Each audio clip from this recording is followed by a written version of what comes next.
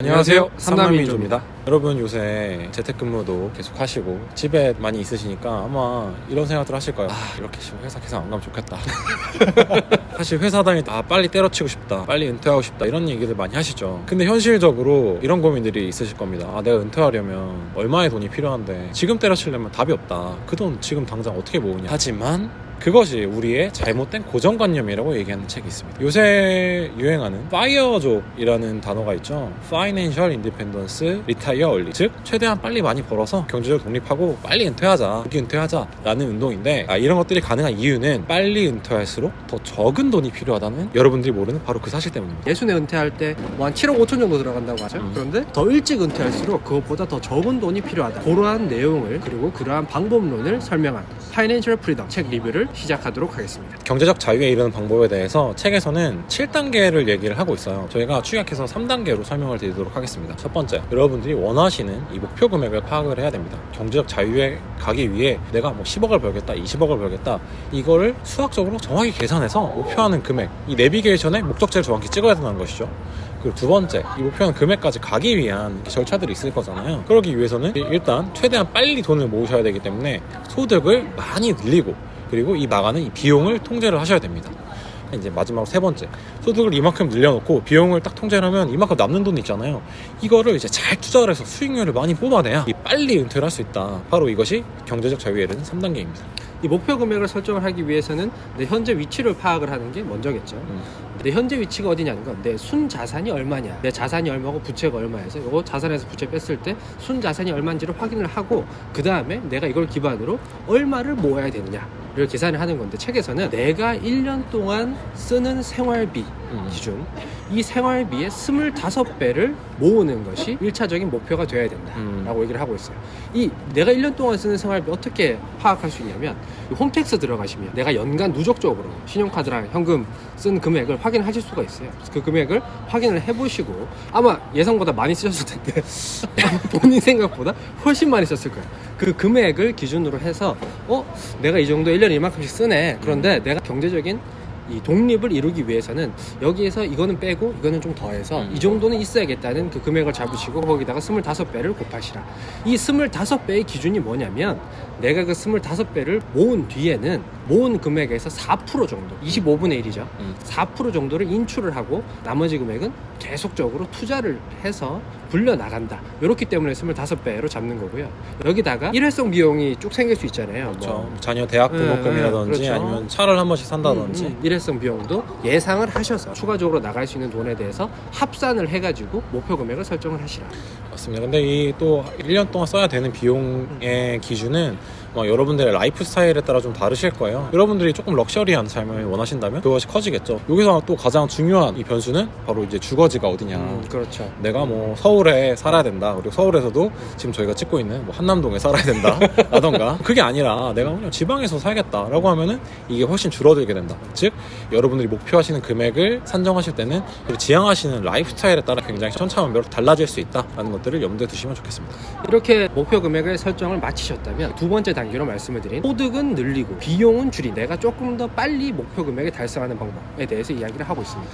많은 분들이 어쨌든 간에 직장 생활을 하시기 때문에 여러분들의 수입의 기본이 되는 건 여러분들의 본업이에요. 그래서 본업에 충실하시라는 게 일단 이 책에서 말하고 있는 그라운드 룰입니다. 근데 이 본업이라는 것이 보통은 정규직을 말하겠죠. 정규직을 여러분들의 발판으로 삼으셔야 되는데, 이유는 뭐냐, 여러분들한테 일단 안정적인 캐시플로우가 들어오는 거잖아요. 더해서 사실 정규직 생활을 하면 회사에서 많은 것들을 좀 지원을 해주는 게 있어요. 보통 복리후생이라고 말하는 것들, 건강보험료라든지 아니면 다른 기타 보험료 플러스 회사에서 지원해주는 많은 복지들이 여러분들이 회사 생활을 하지 않으실 때보다 사실 엄청난 혜택이거든요. 하나하나 개인이 부담을 하려고 하면 그런 것들이 큰 비용들이잖아요. 근데 그런 비용들을 아낄 수 있는 레버리지로 여러분들 정규직을 활용하시라는 것이죠.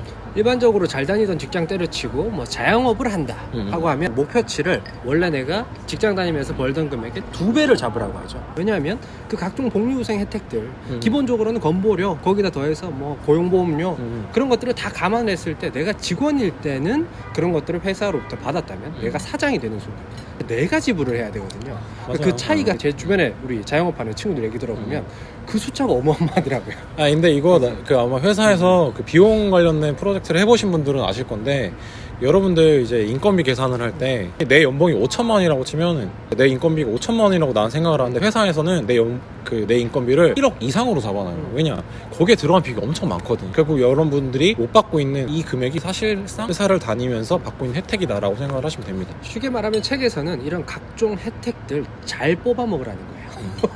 그리고 그 외에도 뭐 연봉 협상을 어떻게 하면 잘하는지, 이직은 어떻게 해야 잘하는지, 그리고 시장에서의 내 가치는 어떻게 파악을 할 수 있는지 등에 대해서도 자세하게 얘기를 하고 있는데, 이 내용은 저희가 차후에 저희 따로 네, 저희들의 따로, 노하우를 네, 더해서 설명을 따로 드리도록 하겠습니다. 콘텐츠로 이제 설명을 드리도록 하고, 두 번째로 이 본업을 잘 활용하는 방법 중에 복리후생과 연봉을 높이고 나서도 본업을 통해서 얻을 수 있는 네트워크를 적극적으로 활용을 해라. 내 가치를 더 올리기 위해서는 회사에서 제공하는 그런 교육이라든가 이런 것들 많이 배우고 인맥들을 늘려놓으면서 뭐 무형 자산들을 쭉 늘려놓으란 얘기죠. 그게 여러분들 장기 가치에 큰 도움이 된다. 뭐 책에서는 극단적으로 이런 얘기도 합니다. 일주일에 한 번씩 내 회사를 통해서 만날 수 있는 새로운 사람과 점심을 같이 해. 그래서 그것들이 누적이 되면, 예를 들어서 일주일에 한 번씩 새로운 사람들을 만난다고 하면 1년 기준으로 50명 이상 만나는 그렇죠. 거잖아요. 저희가 뭐 예전에 인맥의 중요성에 대한 영상에서 한번 말씀을 드렸다시피 그런 것들을 활용할 수 있을 때 적극적으로 활용을 해라. 네, 그리고 이제 여러분들이 본업을 이 경제적 자유를 이루기 위한 발판으로 잘 만들어 두셨다면 여기에 추가로 여러분들 수입을 늘리기 위해 하셔야 되는 것, 바로 부업입니다. 내가 정규직으로 일을 하면서 벌 수 있는 돈은 한정이 돼 있잖아요. 아무리 내가 연봉을 많이 높인다고 해도 그게 2배, 3배, 4배 될 수는 없는 것이고, 그렇기 때문에 여러분들의 기타 시간이나 다른 것들을 활용해서 새로운 소득을 창출하셔야 되는데, 거기에 대한 한 요건이고, 여기서는 부업의 요건들을 몇 가지 말을 하고 있어요. 왜냐? 부업도 만약에 내가 부업이라고 해서 집에서 이 뭐 놈들이 눈에 붙이고 있으면은 시간 대비 아웃풋이 안 나오잖아요. 단가가 안 나오죠. 단가가 안 나오기 네. 때문에 방금 말씀하신 대로 이 시간 대비 아웃풋이 나오는 활동을 해라. 그리고 어디에 뭐 소속이 되어 있으면 시간의 제약을 받게 마련이니, 부의 추월차선에서도 얘기를 했었죠. 시간에 대한 통제력을 가져야 된다. 즉 혼자서 일할 수 있는, 내가 내 시간을 쓸 수 있는 그런 부업을 해라. 그리고 그 부업의 조건들에 대해서 추가적으로 이야기를 하면서 불로소득을 이어줄 수 있는, 즉 사업화 시킬 수 있는 부업을 찾아서 하면 좋을 것이다 라고 이야기를 하고 있고, 이런 부업들은 요새 워낙 뭐 유튜브나 스마트 스토어부터 시작해서 뭐 여러 가지, 제가 최근에 찾은 것 중에 퍼블리라고, 기존에 자기 영역에서 좀 전문적으로, 뭐 전문적이라기보다 내 영역에서 아주 깊이를 얻으신 분들이 본인의 경험과 기술들을 퍼블리싱하는, 전자책으로 만들어내는 이런 서비스도 이번에 이제 크게 좀 나오고 있더라고요. 브런치 같은 서비스에도 블로깅처럼 자기 글들을 쓰시고, 그리고 그게 하나의 콘텐츠로 만들어져서 책으로 출판을 하시는 분들도 많고, 정말 요새 부업은 거기에 대해 가르쳐 주시는 분들도 워낙 많고, 또 유튜버들도 유명하신 분들 많잖아요. 그런 분들 내용도 잘 찾으셔서 진행하시면 여러분들의 어떤 소득 다변화에 큰 역할을 하실 수 있다. 이렇게 본업과 부업을 통해서 소득을 늘려나갈 수 있다면, 소득은 소득대로 늘리고 내 전체 자산의 규모를 키우기 위해서 내가 실제로 쓰는 부분, 지출을 통제를 해야 된다. 이 지출을 통제함에 있어서 가장 중요하게 얘기했던 것은 주거비, 교통비, 그리고 식비, 요 세 가지가 사실은 대부분이기 때문에, 맞아요. 요거 외에 나머지들에서 내가 막 예산을 짜고 그것들을 억지로 줄이려고 노력하기보다 가장 큰 세 가지를 적극적으로 한번 줄여보라 라고 먼저 얘기를 하고 있고요. 두 번째로 제가 사실 좀 와닿았던 부분은 네 시급이 얼마인지를 계산을 해보라는 거예요. 이때 시급이라는 게, 저희가 보통 연봉이 얼마고 그러면 1급이 얼마고 그럼 내가 일하는 시간이 몇 시간이니까 얼마다, 이렇게 보통 계산을 하실 텐데, 그게 아니라 네가 직장에 출근을 하기 위해 들어가는 시간들, 직장에서 어딘가로 이동을 하기 위해 들어가는 시간들, 직장에서 얻은 스트레스를 해소하기 위해 쓰는 시간들도 네 본업에 들어가는 시간이라는 거예요. 그쵸. 뭐 내가 하루에 보통 10시간을 일해서 뭐 10만 원을 번다고 하면 보통은 뭐 시급 만 원이지 라고 생각을 하실 텐데, 사실 여기에 내가 출퇴근하는 시간 뭐 2시간, 뭐 쉬는 시간 2시간, 뭐 거기다가 스트레스 해소하느라 1시간 쓴다면 거기다가 나누기 1.5를 해야 된다는 거예요. 그렇죠, 그렇죠. 그래서 네 실제 시급이 얼마이기 때문에, 자, 네가 뭔가 사고 싶다면, 이렇게 뭐 좋은 옷, 좋은 옷을 하나 사고 싶다. 저도 이번에 거금 썼습니다. 이 옷을 사고 싶다면 너가 당장 그 돈을 쓰는 것이 아니라, 그 돈이 네 미래 가치에 있어서 네 경제적인 자유를 얻을 수 있는 수십 시간이 들어갔음을 생각을 해야 된다. 뭔가를 지출을 하시기 전에는 여러분들이 이걸 사기 위해서, 아이폰 하나 사기 위해서는 내 시간을 몇 시간을 소비를 해야 되는지, 내가 이것을 살 여건이 되는가를 좀 종합적으로 검토를 해보시라. 그러면 여러분들이 뭔가를 충동적으로 사실 수 있는 마인드가 바뀌실 것이다 라고 얘기를 하고 있습니다. 이렇게 내 소득의 규모를 늘리고 지출을 통제를 했다면 나머지 금액이 내가 앞으로 투자할 수 있는 금액, 내가 저축할 수 있는 금액이겠죠. 책에서는 지속적으로 시간과의 싸움을 얘기하고 있기 때문에 이 저축 금액에 따라서 장기적으로 큰 차이를 보일 수 있다고 얘기를 하고 있어요.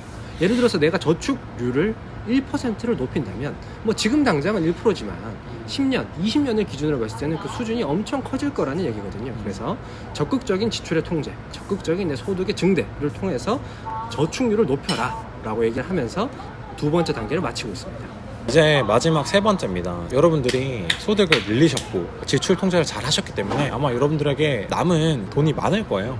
이 남은 돈을 그냥 내가 어디 뭐 은행 예금에다 쌓아두고 있으면 여러분들 그거 인플레이션율도 못 따라가잖아요. 그렇기 때문에 이것들을 어떻게 하면 잘 투자할 수 있는가 라는 것인데, 일단 기본적으로는 계속 저희는 이 시간 개념에 대해서 말을 하고 있습니다. 왜냐, 일찍 은퇴를 하는 장점은 바로 이 복리의 마법을 일찍 누릴 수 있다는 것이거든요. 복리라는 것은 여러분들 아시겠지만 계속 스노우볼로 굴러가는 것이기 때문에 굴러가는 시간이 길면 길수록 처음에 시드머니가 이렇게 커지는 것이죠. 그러니까 여러분들은 빠른 시일 내에 많은 돈을 투자를 하셔야 됩니다. 투자할 수 있는 자산에 대해서 책에서는 세 가지를 얘기합니다. 주식과 채권 그리고 부동산인데요. 책에서도 뭐 여러 가지 다른 투자 자산들도 얘기합니다. 비상장 주식 또는 뭐 암호화폐, 코인이죠. 우리 또 코인의 산증인.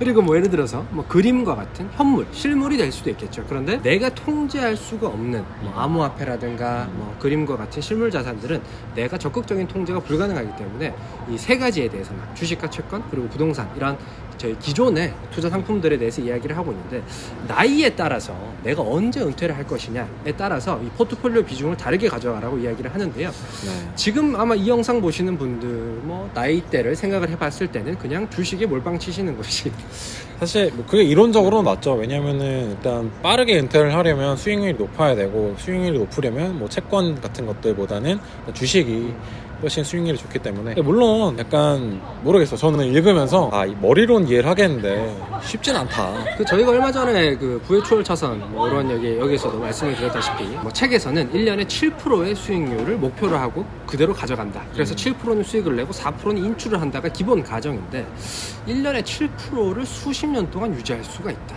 이거는 정말 쉽지 않은 얘기예요. 진짜 업으로 하는 사람들이나 가능한 얘기고, 책에서 얘기하기로는 뭐 ETF를 통해서 그렇죠. 뭐 시장에 내가 뭐 주식 개별 종목들을 다 체크할 수는 없고 내가 잘 알지도 못하고 시장의 위험에 너무 노출이 되니 ETF, 지수에 투자를 해라 라고 얘기를 하는데, 요것도 조금 이제 현실적으로 좀 다른 얘기긴 하죠. 현실적으로 좀 다른 얘기인 것 같아요. 그러니까 저희가 이 책을 읽으면서 좀 느낀 점은, 일단 이 책을 쓰신 저자는 시기를 굉장히 잘 타고났어요. 맞습니다. 왜냐면은 이분은 2008년 경제위기 이후로 돈을 많이 버신 분인데, 사실 2008년 금융위기 이후로 미국에서 양적 완화를 엄청나게 하면서 미국에서도 이례적으로 엄청나게 주가가 올랐잖아요. 지속적으로. 이렇게 이미 이만큼 성장을 했는데도 불구하고 그래프가 이랬단 말이죠.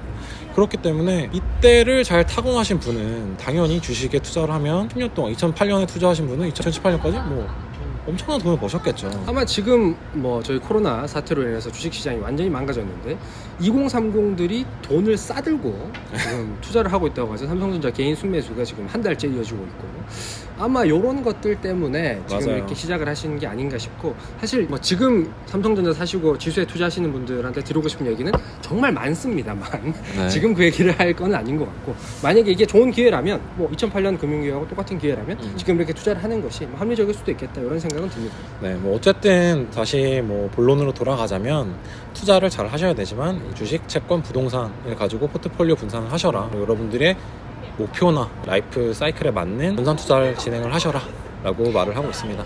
그리고 뭐 분기 또는 반기에 한 번씩은 리밸런싱이 필요하다. 맞습니다. 이제 리밸런싱이라는 게 포트폴리오 비중을 조절을 하는 거거든요. 뭐 이론적으로는 합리적인 얘기입니다. 그러나 일반적인 개인 투자자의 경우, 지금 시청자분들 리밸런싱 하는 순간 이제 손절이죠. 뭐 그럴 수 있죠. 손절 확률이 굉장히 높다. 어쨌든 책에서는 리밸런싱을 통해서 적극적으로 시장에 대응을 할 수 있도록 해라 라고 얘기를 하고 있고, 부가적으로 수수료라든가 절세 혜택도 적극적으로 누려야 된다. 이게 맞아요. 시간 싸움, 장기적인 투자이기 때문에 지금은 당장 수수료가 적게 느껴지고 세금이 적게 느껴지지만 10년, 20년 장기로 봤을 때는 그 수수료와 세금의 금액이 어마어마하니까 그 비중을 좀 조절을 할 수 있어야 된다라고 얘기를 하고 있습니다. 맞습니다. 지금은 얼마 안 되는 것 같은 이 1%, 2%도 이 결국 10년, 20년이 되면 그게 엄청난 큰 차이로 벌어지기 때문에 여러분들이 작은 차이를 간과하면 안 되십니다. 이렇게 이 파이낸셜 프리덤, 경제적인 자유를 얻기 위한 책에서는 7단계, 저희는 이걸 요약해서 3단계로 간단하게 설명을 드렸는데, 책에서는 어떻게 마무리를 짓느냐, 저희 영상들의 마무리와 같습니다. 지금 당장 시작을 해라. 즉시 시작을 해라. 이거 책 실컷 읽고 유튜브 실컷 보고 나서 실행을 하지 않으면 아무 의미가 없다. 지금 당장 이거 끄고 다 봤으면 일단 홈택스 들어가서 내가 작년에 얼마 썼는지 체크하고, 이거 기준으로 내가 얼마 벌어야 될지를 생각을 하고, 내가 이 금액을 어떻게 벌어야 될지를 고민을 하고, 그리고 그 돈을 벌기 위해서 실행을 해야 된다. 저희가 얘기 드린 것 외에도 책에서는 사실은 더 자세한 내용들, 자세한 방법론과 다양한 이야기들을 자세하게 해주고 있는데, 책을 읽어보시면 당연히 도움이 될 거고요. 네. 솔직한 얘기로 지금 저희 영상만 보셨어도 사실 뭐 엑기스는 다 말을 했다. 엑기스는 저희가 다 뽑아드려요. 네. 왜냐면 여기서 얘기하고 있는 되게 방법론적인 부분들은 좀 미국 시장에 많이 포커스가 돼 있기 때문에, 읽으면서 아 이거는 뭐 한국에 그대로 적용하기 좀 어렵다라고 느껴서 여러분들이 당연히 이제 세부적인 어떤 테크니컬한 부분, 접근 방법에 대해서 보시기엔 좋지만 그걸 그대로 이행하시기에 조금 적합하진 않다라고 생각이 들었어요. 어쨌든 간에 뭐 여러분들의 마인드셋을, 여러분들이 일찍 은퇴하시기 위한, 파이어족이 되시기 위한 시작이 되는 책으로는 뭐 나쁘지 않은 것 같다라는 것이 저희 의견입니다. 저희도 이 파이어를 항상 꿈꾸고 있습니다. 빠른 은퇴. 저희는 사실 좀 더 빨라요. 35세 은퇴이기 때문에. 근데 황희 씨 이거 본부장님 보셔도 괜찮으신가요? 편집하는 걸로.